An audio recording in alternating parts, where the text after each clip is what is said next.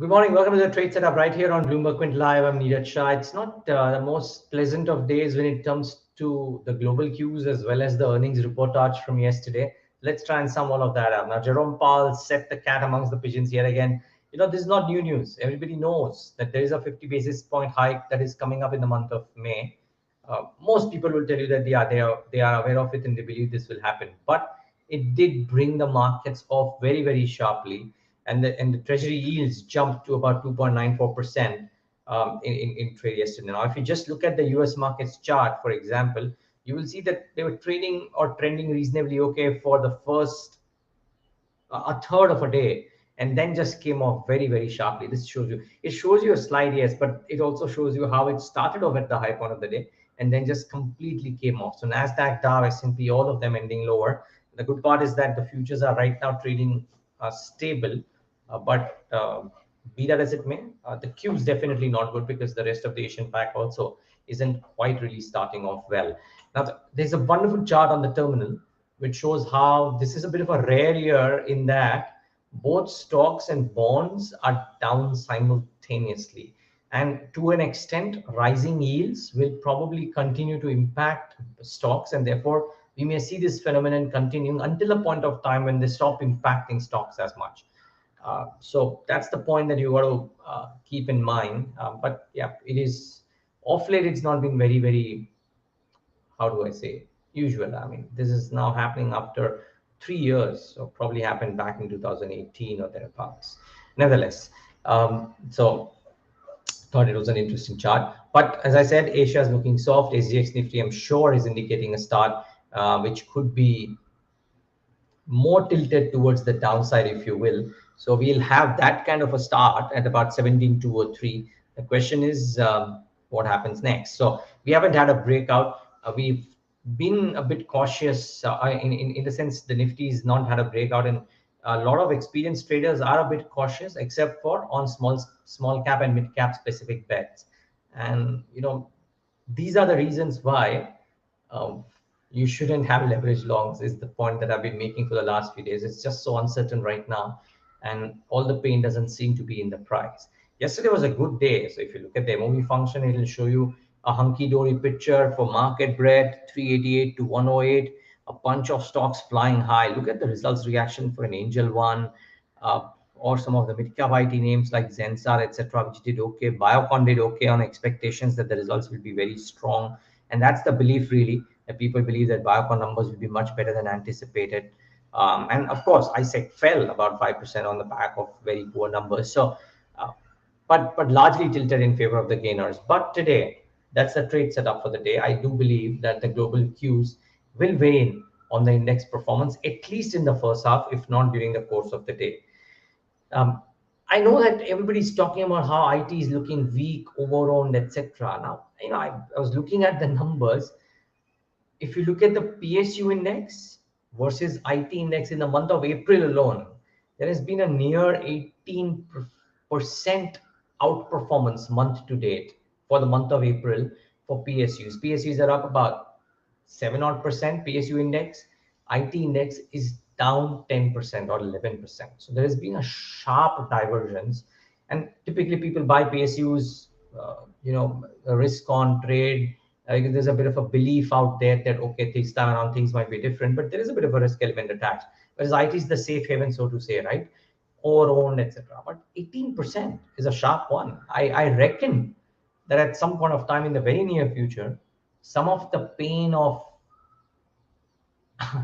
slightly higher valuations in select cases or otherwise might start factoring in, if not already. So be careful with IT shorts.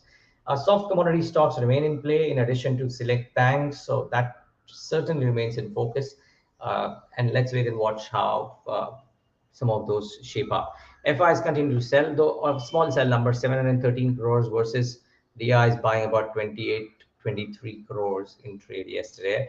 And not too many earnings today, but metals coming to focus because of Tata Metallics, Hindustan Zinc. But really, nothing kind of a day when it comes to numbers today, at least. Tomorrow will be interesting with ICICI Bank, but today, not so much. What about stocks to watch?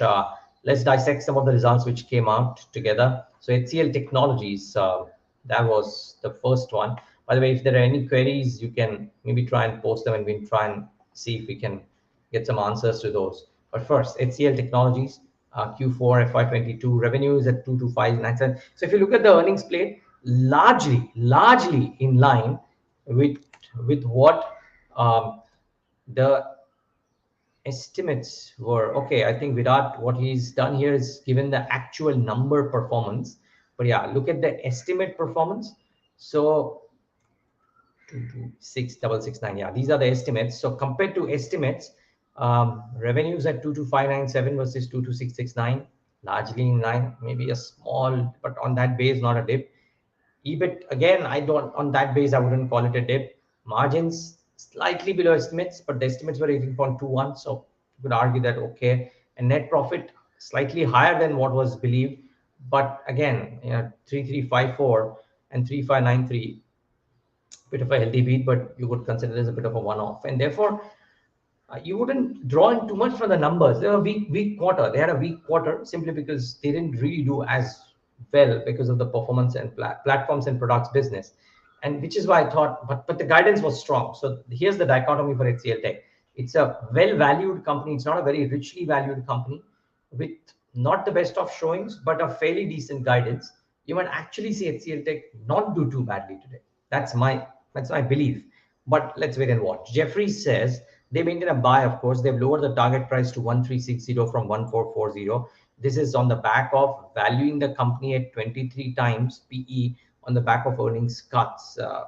And yeah, I mean, you could argue that HCL Tech may not reach 23 times, but can it go 20 times? Maybe it could. They've lowered the earnings estimates by 6 to 7% as well due to a cut in margin estimates, as well as higher effective tax rate. I think the tax rate moves up to 24% versus 22% earlier because they've transitioned to IFRS accounting. The growth guidance implies about a 14 to 16% growth in the services business, which seems very strong. And I think that's the question that I'll be asking the management today. So you might want to tune in for that. And they believe that over FY2025, they expect the company to deliver 11% constant currency revenue CAGR and 10% earnings CAGR. Now, viewers, this isn't too bad for the valuation that HCL Tech is available at currently. That's why I think most brokerages are saying that this might actually not do as badly as an Infosys or a TCS probably did. Tata Communications, I thought the EBITDA margin correction was a bit more than anticipated. So the revenue growth was strong, net profit growth was very strong. EBITDA margins though cracked quite a bit, and which might disappoint the stock. Now I don't know, I haven't read any brokerages on this. I don't track it as closely per se, quarter on quarter, but it does seem that the EBITDA margin performance was a bit of a dampener. Maybe that weighs in on the stock, or maybe the market likes the revenue and the net profit growth. A bit of a difficult call to make. L&T Tech though, yeah, you would argue a bit of a disappointment compared to the standards that they set. So the revenue growth was up 4%, EBIT growth 4%, net profit up 5%. All of these largely lower than what brokerages estimated. They've won about $100 million electric air mobility deal from Joint Air Mobility. This was announced post-market hours yesterday, and therefore that is a bit of a balm to what was arguably a performance which was slightly subpar from L&T Technology. So do watch out for this stock as well. Now the interesting, this is the order that I was talking about. Now the interesting one is CYIENT. Revenues fell 0.19%, but they didn't fall as badly as people anticipated. EBIT margin expanded and net profit was up 17%. So better than expected performance, and the valuations being very cheap might actually hold CYIENT well. There's a brokerage note that I was reading which said that the management commentary on improving order intake further supports their view that the services vertical should see strong revenue growth. They say that CYIENT remains on track for its best performance in many years.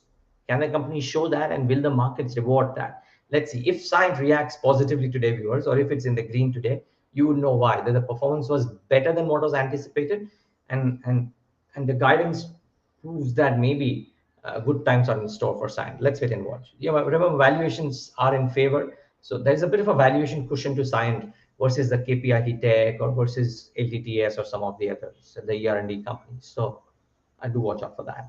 What was horrible was RALLIS and SASKEN both. So RALLIS first, revenues are up 7.7%, which is great, but EBITDA, it's our services company, so it could do more with in terms of revenues. EBITDA fell 116% at a negative number. There was a negative EBITDA, there's an EBITDA loss, there's no earnings, there was a loss at that level, at the operational level, 2.84 crores versus 17.72.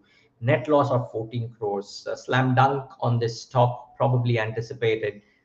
Wouldn't be surprised if that were to happen. SASKEN was also pretty ordinary, really. Q4 revenue was up 3%, but PAT was down about 10%. Operational numbers, nothing to write home about. So that's the other one that could have a bit of a chink in the armor. So these are a few stocks, viewers, that I thought were,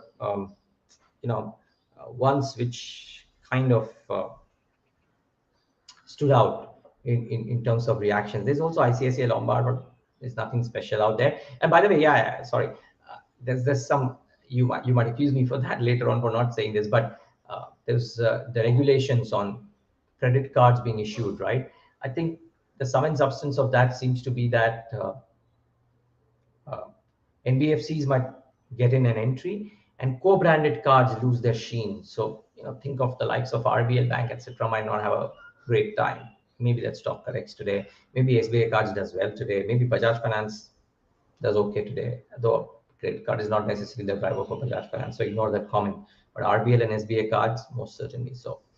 So these are a few that I thought were in mind, but yeah, the markets will definitely start off lower. The question is, will the Jerome Powell comment, which is known to markets, continue to impact the market sentiment over the course of the next 3 days as well, as in Friday and Monday, Tuesday? Maybe not. Let's wait and watch.